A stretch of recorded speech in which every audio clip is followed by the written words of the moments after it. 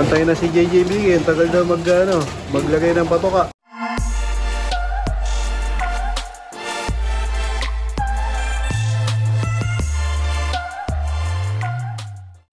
Bali kami ho ay pupunta ulit ng PHA.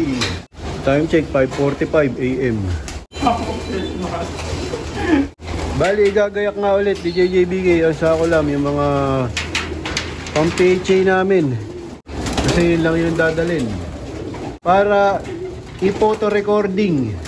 Bali ngayon ang gagawin nga sa kanila mga kalapatids ay tatatakan ulit yung kabilang pakpak tapos pipicturan. Nung nakaraan tinatakan yung ilalim ng pakpak tapos pinadaan sila sa sensor.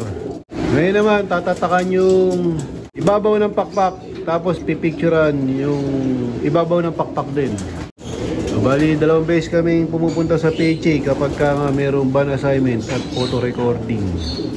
Bali meron niyang nilabas ang kalapatids na sneaky mix mga kalapatids. Bali ito nga yung kabalin sneaky mix. Yan.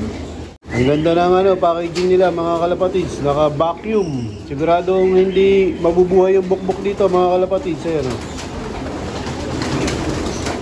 Ayan. Bago ng kalapatids to. Kabalin sneaky mix. Gawa ng kalapatids. Breeder and flyer mix ni Boss Ronald Gonzales yan. Ayan, maganda tong pansalubong sa karera tapos sa malalayong training para mabilis matunawan ang mga kalapati natin. Bali dito ko nga nilagay yung ibon ni Boss John Michael Silmar, si Bulak. Siya itong lugar na to ay naaarawan mga kalapatids. Bali naka-isolate pa rin si Bulak mga kalapatids.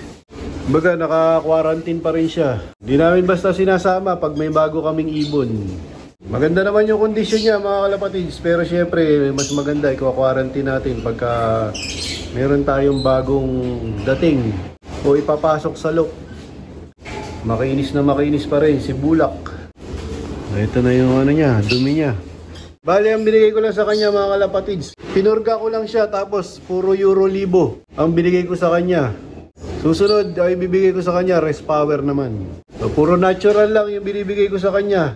Tapos pagkatapos ng rest power, Nutrigano, yung pure oregano. Parang prevention lang yung binibigay ko sa kanya kasi nga hindi ko naman siya nakikita ng sakit o simptomas na magkakasakit. Ang ginagawa ko nga mga kalapatids, kapag wala naman sakit yung ibon, hindi ko binibigyan ng antibiotic agad. Puro natural ang binibigay ko, yung natural nga na produkto ng kampiyon, Eurolibo, Rest Power at Nutrigano. Sama na rin yung Nutriwin dyan mga kalapatids, pampagana kumain. Bali nakakaisang training box na nga si JJBK ang Sakulam. Isa na rin itong paraan namin para matraining sila o masanay sila sa training box. Pero sanay na nga yan. Kasi nga naglagay ako ng training box dito. Ayan, dito sila dumadaan pag pupunta dito sa aviary. Kaya hindi na sila masyadong malikot dito sa training box. So hindi na namin problemahin yung pagsasanay sa training box kapag magtotos na kami. Oy, last na yan. Last na, wala akong Christmas. Yun, nandito na kami sa PHA mga kalapatids. JJBK, pangilan tayo? Ayun na rin. Walang mas. Nandito pa rin ating idol, Ryan. Lagi ka na, una si Boss Ryan Para ba agad makauwi? Yeah. Shoutout Boss Ryan, baka may shoutout ka. Shoutout sa lahat ng mga kalapatids natin. Boss Manny, shoutout mo. Shoutout kay Boss Manny. Sawa mo. Sino dun? Dami yata ng sawa. Sino daw? Ito yung mga kalapatids natin. Ang pangalan mo, sir? Michael. Yun, Boss Michael. Si sir? Mark Maka po. Mark Mapa. Yun, shoutout sa inyong dalawa, Boss Michael at Boss Mark. Ito pa sa may comment sa'yo kagabi. Ay, may picture kami. Last week. Nagahan namin para makauwi agad, Umpisa na nga ng patatakan sa pakpak, mga kalapatids. Balikan ng pakpak naman sa ibabaw, yung tinatatakan. Ayan, si JJB nakakuha ng mas, Bali, apat na yan. Na magkakaibang pansier. Ito kay Boss Manico. Ito sa amin. Ito kay Boss Don. Yun naman, nagitlan. Yun, nasa dulo.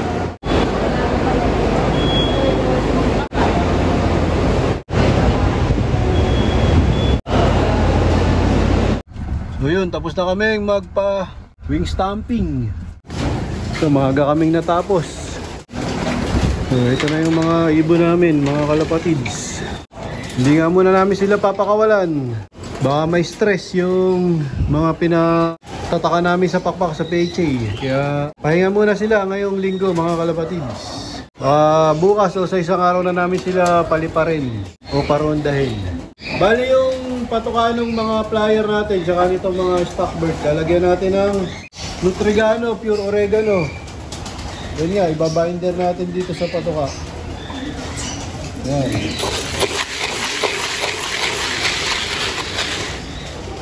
Tapos lalagyan natin ng bagong probiotics ng kampiyon, B-Pro X3. Probiotics na may calcium. Bali isang ano lang yan, isang kutsara.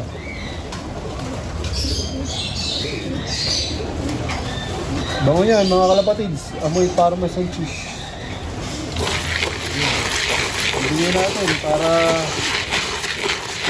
tumaas yung immune system ng ating mga alagang kalapati. Ay, naabangan ka na. Dapat pala, pilalabas mo muna. Sasalubungin ka niyan. Ayan, ang dami oh, gutom na gutom oh. So yun, balik yung patoka ni JJBK. Ayan, sasalubungin na siya. Maganda yung ano yan, digestion. Kaya nga gutom na gutom yan mga kalapatids. Dahil yan sa Eurolibo, Respower, Nutrigano. Tapos yung bago ngayon, B-Pro X3 na bagong probiotics ng kampiyon. Ayun, narinig yung patoka, ano, talagang ano sila yun, alisto. Ang lilikot nila, oh. Pagka ganyan yung mga ibon natin, mga kalapatids, maganda senyalis yan. Kumbaga, maganda yung pakiramdam nila. Nakantay na si JJB, tagal daw maglagay ng patoka. Nagkakagulo dun. Pagka ganyan, mga kalapatids, ibig sabihin, tunaw na tunaw yung kinain nila kahapon. Mas gusto ko nga yung ganitong kondisyon nila mga kalapatids kaysa yung tigil sila o tahimik. Pag tahimik, kabahan ka na. Pagka hindi nagkikikilos yung mga kalapati natin, mga kalapatids.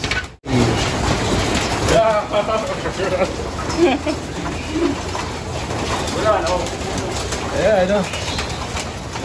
Siyempre, yung patukan natin dyan, wala iba kundi ang kalapatids breeder mix na nilagyan natin ng Kabalen Sneaky Mix. Ayan, garadong kumain yung ating mga alaga. Sana hindi magbago. Sana hanggang sa dumating yung training at karera, ganyan pa rin yung kondisyon nila mga kalapatids. May nabunot ka agad. Dito sa tinatatakan namin. Binunot mo yata eh. Ayan yung tatak sa pitching. Bali, bago ng pakpak nga yung tinatakan ngayon. Ayan